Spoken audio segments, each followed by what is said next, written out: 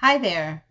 Do you ever find yourself having the same old argument with your partner and just finding that you can never resolve anything? You just keep on fighting about the same thing again and again, and then you're just stuck?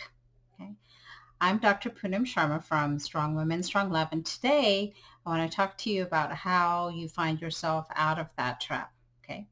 And research does show that if you look at people who've been in a long-term relationship, really everybody tends to fight about the same things again and again and again. And there's just a portion of fights that will never be resolved. Certain things that just because you're different, you'll never resolve them. Okay.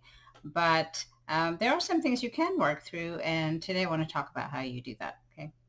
So for example, let's say you say to your husband, hey, honey, you forgot to unload the dishwasher. Okay. And then he seems a little bit defensive and he, I don't know, just gets a look on his face. So you say, what's the problem? I was just trying to remind you that the dishwasher, needed to be emptied. And I don't know why you're making such a big deal out of it. And then you get caught up in a back and forth about the dishwasher and maybe it even escalates. Now you start bringing other things into the mix, and then before you know it, you guys are arguing, and perhaps you're chasing him around the house trying to get him to listen to you, and it just never ends well, right? Anybody relate to that scenario? Yeah, me either, right? So what we're talking about in that situation is something that psychologists call reactivity. Okay, you're having an automatic reaction to a situation. You're not really thinking, it's just kind of like a knee-jerk reaction.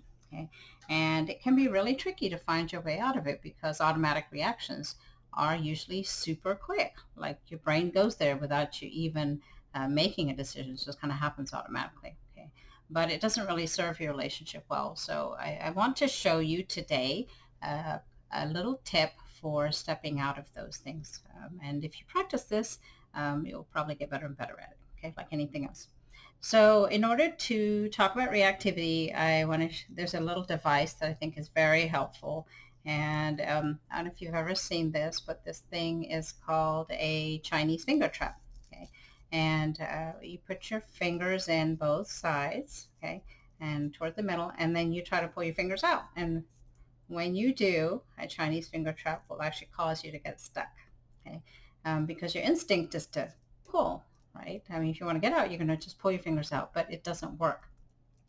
So in order to get out of this thing, what you have to do is actually kind of calm down and until your thinking brain comes online, and then okay, how do I get out of this thing? And you might wiggle it around, okay? But eventually what you'll figure out is you got to kind of move your fingers toward each other and you got to relax and you just got to pull them out, okay? And that's how you get out of that, okay? And I like this thing because it really illustrates a reaction versus an actual response, which is an actual choice that you're making.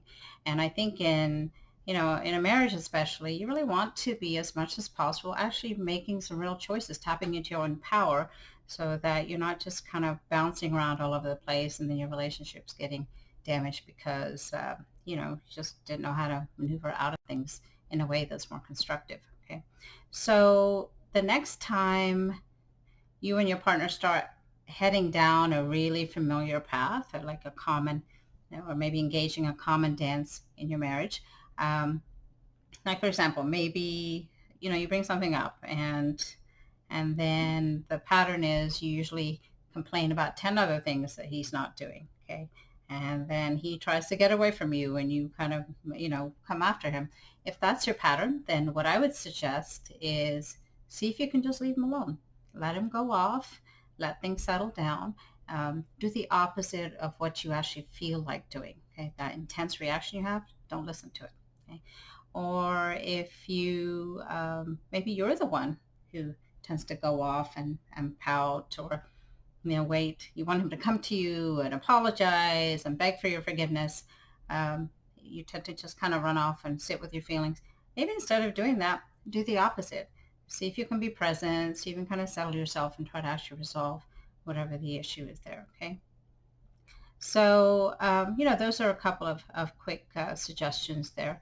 But the main thing is, the hardest thing is actually catching yourself before you go into reactive mode, because it's so fast, it's so automatic. So this does take a little bit of time to get good at, but it's a really, really important part of truly stepping into your power in a relationship. Okay, so do try all this at home, and let me know how it goes in the comments below.